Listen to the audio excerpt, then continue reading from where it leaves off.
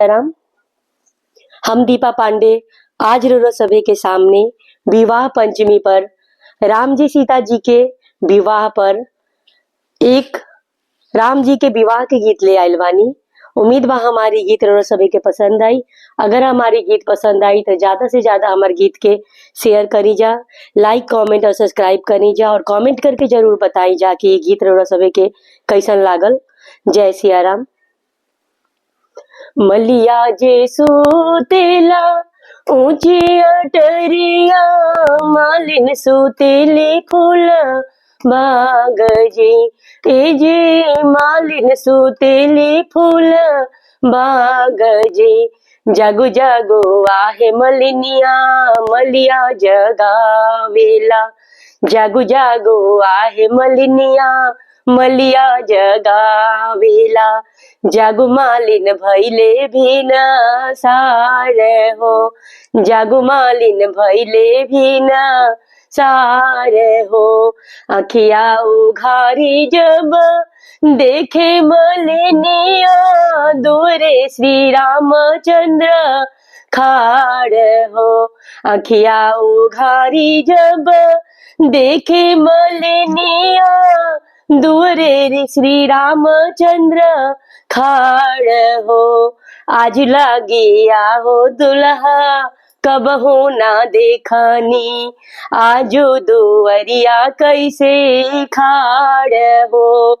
आजू लागिया हो दुलरुआ कब हो ना देखनी, आजो दुवरिया कैसे खाड़ हो। आजू लागिया हो मलिनिया लगन मधी रहे, आजू लगनिया बड़ी तेज हो। आजू लागिया है मलिनिया लगन मधी रहे, आजू लगनिया बड़ी तेज हो। आजू लगनिया बड़ी तेज हो। आजू लागिया हो मलिनिया लगन मधी रहे, आजू लगनिया बड़ी तेज हो। बाबा घरे आहो मलिनिया आज सगुनिया, अरसी मौरिया रची देहु हो। अरसी मौरिया रची देहु हो। अरसी मौरिया दुल्हा आँखियों ना सुनानी, अरसी मौरिया दुल्हा आँखियों ना देखनी। अरसी मौरिया कैसन होला हो। अरसी मौरिया दुल्हा कनो ना सुनानी, अरसी मौरिया कैसन होला हो। आगे पीछे रची है मलिनिया हीरा मनी मोतिया, बिचवा में सिया सुको मार हो। आगे पीछे रची है मलिनिया हीरा मनी मोतिया, बिचवा में सिया सुको मार हो। बिचवा में सिया सुको मार हो।